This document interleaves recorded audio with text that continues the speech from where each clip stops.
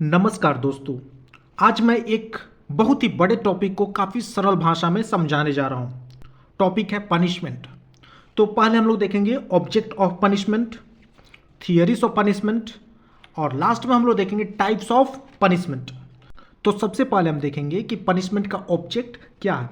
तो सबसे पहला ऑब्जेक्ट है सोसाइटी को मिसबिहेव से बचाना। दूसरा है अपराधियों को अपराध करने से रोकना, समाज से बुराइयों को हटाना, eradicate evils from society and form the criminals to a law abiding citizens.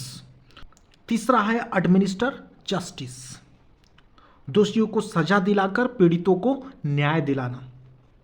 और अंत में सबसे लास्ट है समाज में न्याय व्यवस्था बनाए रखना। अब देखिए, पनिशमेंट उन्हीं लोगों को मिलता है जो समाज में न्याय व्यवस्था बिगाड़ते हैं। तो सबसे मेन ऑब्जेक्ट है समाज में न्याय व्यवस्था बनाए रखना। तो आइए हम बिना समय बर्बाद किए थियरीज ऑफ पनिशमेंट देखते हैं।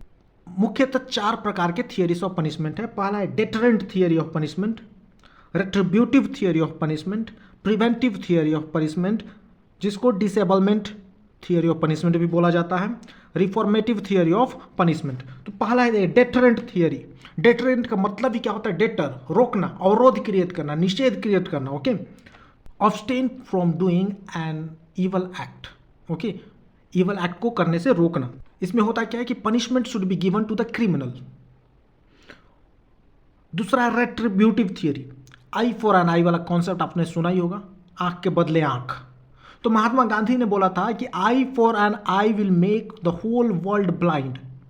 फॉर एग्जाम्पल, अगर कोई व्यक्ति किसी का आंख फोड़ देता है, वो भी उसका आंख फोड़ेगा। इसी तरह करते करते पूरा दुनिया ही अंधा हो जाएगा। Eye for an eye will make the whole world blind. तीसरा है प्रिवेंटिव थियरी ऑफ पनिशमेंट जिसको हम लोग थियरी ऑफ डिसेबलमेंट भी कहते हैं।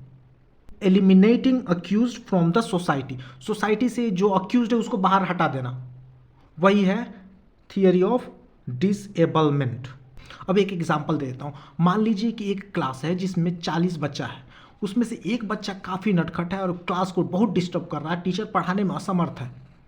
तो क्या कर देगी? होता क्या है कि उस बच्चा को क्लास से बाहर कर देगी। उसके बाद क्या होता है? पूरा शांति छा जाती है। बच्चों में भी डर हो जाता है कि अगर दूसरा बच्चा लोग भी अगर कोई प्रॉब्लम क्रिएट करेगा, क्लास में डिस्टर्बेंस क्रिएट करेगा, तो वो भी बाहर चले जाएंगे। तो उसमें डर होता है। तो ये है पहले ही उन लोगों को डिसेबल कर देना। Okay, reformative theory, transform them to a law abiding citizens. जो क्रिमिनल है उनको ट्रांसफॉर्म करना है जिससे वो लॉ अबाइडिंग सिटीजन बन जाए। क्योंकि बोला जाता है कि no criminal is born criminal.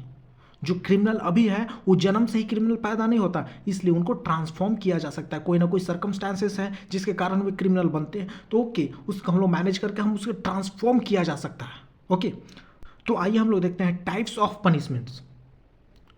सबसे पहला है डेथ पेनाल्टी जिसको हम लोग कैपिटल पनिशमेंट भी कहा जाता है। ओके, डेथ पेनाल्टी होता है जिसमें किसी को hang till the death. Okay, punishment, फांसी की सजा।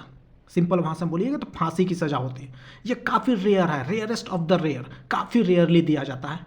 अफजल गुरु को दिया गया था, कसाब को दिया गया था, जो बॉम्बे ब्लास्ट में मास्टरमाइंड था उसको दिया गया था।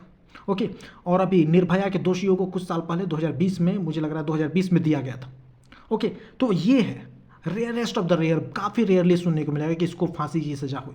ठीक है, तो दूसरा है लाइफ इम्प्रिजनमेंट। आपको वर्ड से ही समझ में आ जाएगा कि लाइफ इम्प्रिजनमेंट, पूरा लाइफ के लिए इम्प्रिजनमेंट होना। तीसरा इम्प्रिजनमेंट मीन्स कैद। अब कैद कितना? कैद मुख्यतः 2 प्रकार के होते हैं, rigorous imprisonment, simple imprisonment.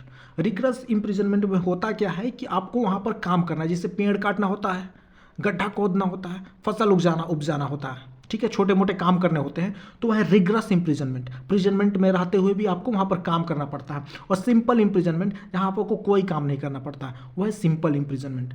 Rigorous imprisonment में जैसे कि आपने कोई ग्रीवियस क्राइम कर दिया, जैसे कि किसी पर एसिड अटैक कर दिया, देशद्रोह किया, तो ऐसे में आपको रिग्रेस इम्प्रिजनमेंट मिलता है। और होता है कि आपने किसी को धक्का दे दिया, तो उसके लिए आपको सिंपल इम्प्रिजनमेंट मिलता है जिसमें आपको कोई काम नहीं करना। और चौथा है फॉरफीचर ऑफ प्रॉपर्टी, प्रॉपर्टी की जब्ती। आपने सुना ही होगा प्रॉपर्टी की जब्ती, तो इसमें क्रिमिनल्स की प्रॉपर्टी जब्त हो जाती है। ओके, पांचवा है फाइन।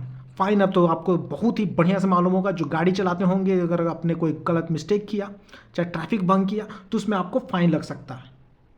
तो मुझे विश्वास है कि आपको मेरा वीडियो अच्छा लगा। अगर आपको अच्छा लगा तो मेरे वीडियो को लाइक करें, शेयर करें और मेरे चैनल को सब्सक्राइब करें।